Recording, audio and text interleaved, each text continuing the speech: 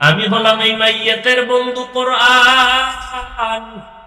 ফেরেশতারা ঘুরিয়া ডানে যাবে, আসবা না, কে বলে নামাজ। ফেরেশতা ঘুরে বাম কিনারায় যাবে, নিষেধ করবে, কে তুমি নিষেধ করেছো, বলে রোজা। পায়ের কিনারায় যখন যাবে বলবে আসবা না, কে বলে আমি যাবতীয় নেক আমল, টুপির আমল, মেসওয়াকের আমল, সুন্নতের পাগড়ির আমল, এর দস্তারখানের আমল কতক্ষণ তোমরা সহযোগিতা করবা, বলে জান্নাতের মেহমান খানায় পৌঁছায়া দেয়া পর্যন্ত। আজ কোরআনের তেলাওয়াত জানে না মুসলমান, নামাজ পড়ে কি দিয়ে আল্লাহই জানে। আল্লাহ নামাজিরে যে বলছে ওয়াইন নামক জাহান্নাম, এমনেই বলে নাই। নামাজ পড়ে কোরআন শরীফ পড়তে জানে না, কি এর নামাজ পড়ে বলেন তো? যে কোরআন শরীফই পড়তে পারে না, সে কিসের নামাজ পড়ে? আরে বাপ রে বাপ, তার নামাজের অ্যাকশন কি পরিমাণ! বাংলাদেশের বিমানের থেকেও গতি অনেক। আরে বাপ রে বাপ, আমরা কোরআন পড়নেওয়ালা 4 রাকাত নামাজের সালাম ফিরাইতে না ফিরাইতে মহাপণ্ডিতের 10 রাকাত সাইজ হয়ে গেছে। কপাল এতই খারাপ রে ঢাকার মানুষ, জায়গা নাই এমন জায়গায় কবর দিলা, 1 সপ্তাহ 1 মাস পরে আবার ওই জায়গায় হাড্ডি ফালায় আর একজনের দাফন করে। হ্যাঁ, দেখছেন নি কপাল কত খারাপ।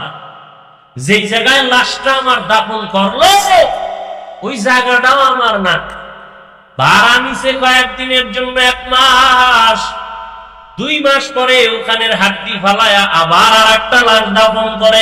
আজিমপুরের হালাত।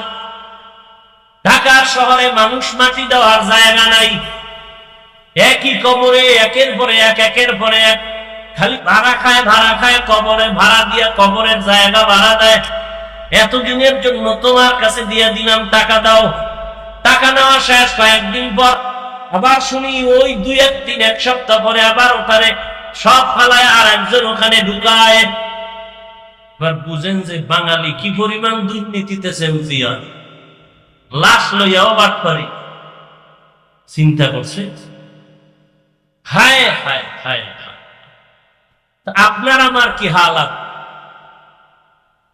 ওই অন্ধকার কবরে আল্লাহর নবী বলেন কেউ নাই, কিন্তু 4 বন্ধু তোমার কবরে গিয়া তোমার উপকার করবে। 4 বন্ধু যদি দুনিয়া থেকে বন্ধু বানায় নিতে পারো। قال النبي صلى الله عليه وآله وسلم إذا وضع الميت في قبره جاء القرآن عند رأسه والصلاة عن يمينه والصيام عن شماله وسائر الحسنات عند رجليه। কবরে যখন দাফন করে সবাই চলে যাবে, ওই কবরের মধ্যে 4 জন বন্ধু হবে মাইয়াতের সহযোগিতার জন্য।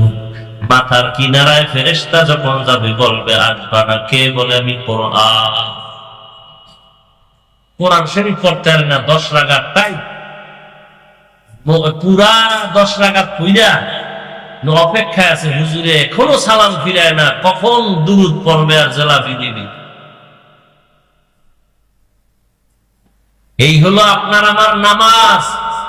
এই নামাজে আপনাকে গুনাহ থেকে ফিরাবে পশ্চিম কালে হবে।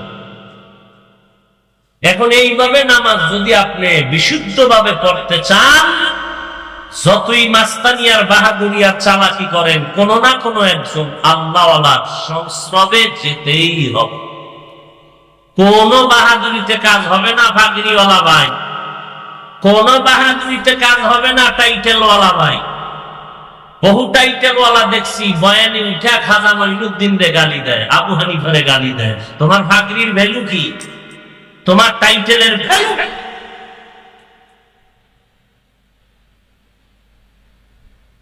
যে জবানকে কন্ট্রোল করতে পারে না, তার দ্বারা উম্মতের কি উপকার হবে? ফিতনা ছড়াবে আর কিছুই হবে না, ফিতনা ছড়াবে আর কিছুই হবে না। ডাক্তার জাকির নায়কের পক্ষের মুসলমানেরা আজকে ডাক্তার জাকির নায়কের বিরুদ্ধে কথা বলে, কয় কেন? বলে মাথা খারাপ পায়। কেন? বলে এতদিন বলতো মাযহাব দরকার নাই, এখন বলে মাযহাব হলো উম্মতের জন্য রহমত। মাথা খারাপ হয়ে গেছে। জাকির নায়েকের মাথা খারাপ কেন? আগে মাযহাবের বিরোধিতা করত, আর এখন নাকি ডাক্তার সাহেব বলেন মাযহাব মানতে হবে, মানা দরকার, এটা উম্মতের রহমত। এই লেকচার শুনে এখন ভক্তরা কয় তার মাথা পাগল, তার মাথা খারাপ। কার মাথা ঠিক কারটা ব্যাঠিক কেমনে বুঝি? এই হলো আমাদের মুহাব্বতের হালাত। আল্লাহ আমাদেরকে হেদায়েত দান করেন। আরো মুহাব্বত করে বলেন কি পণ্ডিতি, বলে আমরা কোরআন হাদিস দিয়া দিন চলবো, ইসলাম চলবে, আমল চলবে, পীরের কাছে যাব কেন, আলেম ওলামাদের কাছে যাব কেন? এই কথা বলার যদি সবাই স্লোগান দেয় তো জমিন থেকে দিন বিদায় নিতে আর সময় লাগবে। ইসলাম, কোরআন, এই মাথায় টুপি, এই দাড়ি, এই সব কিছু অবদান ওলামায়ে আহলে হকের।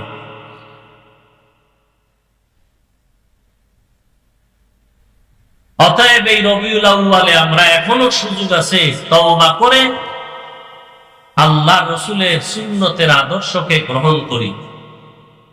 প্রত্যেকটা পদক্ষেপে রসুলের সুন্নত।